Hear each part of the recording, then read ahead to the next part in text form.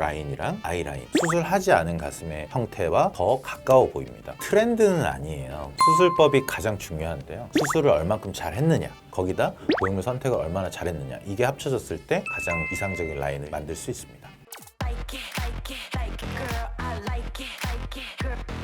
안녕하세요. DA 성형외과 구영국 원장입니다. 오늘은 가슴 수술에서 중요하게 생각하는 UU 라인이랑 I 라인, 가슴골에 대해서 알아보는 시간을 갖도록 하겠습니다.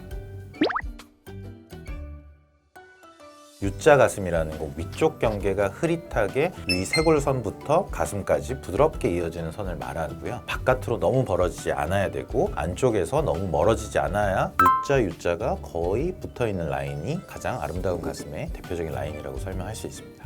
I라인 가슴골이라는 건 속옷을 입었을 때가 기준인데요. 가슴골의 윗선과 아랫선까지가 벌어지지 않고 일자로 만들어지는 깊은 가슴골을 의미하고요. 보여지는 가슴이 훨씬 부드러워 보이고요. 움직임이 좋아 보이기 때문에 수술하지 않은 가슴의 형태와 더 가까워 보입니다.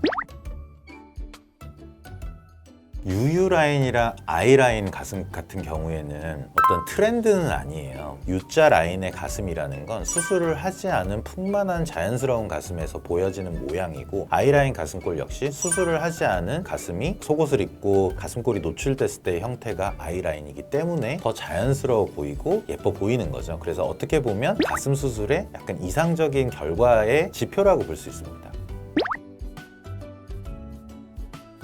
수술법이 가장 중요한데요. 보형물이 유두를 중심으로 적절한 좌우 밸런스가 잘 맞아야 되고요. 회복이 잘 돼서 구형구축이 없는 아주 얇은 피막이 생겨서 가슴이 연조직처럼 부드럽게 움직여야 U자 라인이랑 I 라인이 잘 살거든요. 수술을 얼만큼 잘 했느냐, 거기다 보형물 선택을 얼마나 잘했느냐, 이게 합쳐졌을 때 가장 이상적인 라인을 만들 수 있습니다.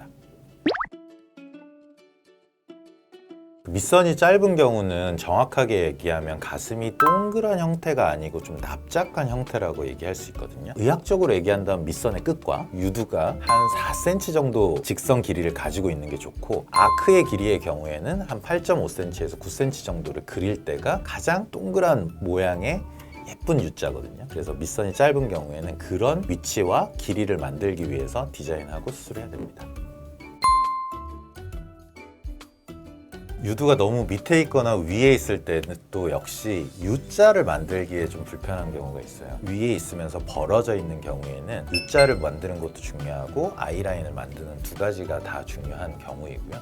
아래에 있을 때는 많이 벌어져 있는 경우는 없고 가슴골이 좀 안 생기는 경우보다는 잘 생기는 경우가 많기 때문에 U자에 좀 더 집중을 할 필요가 있습니다.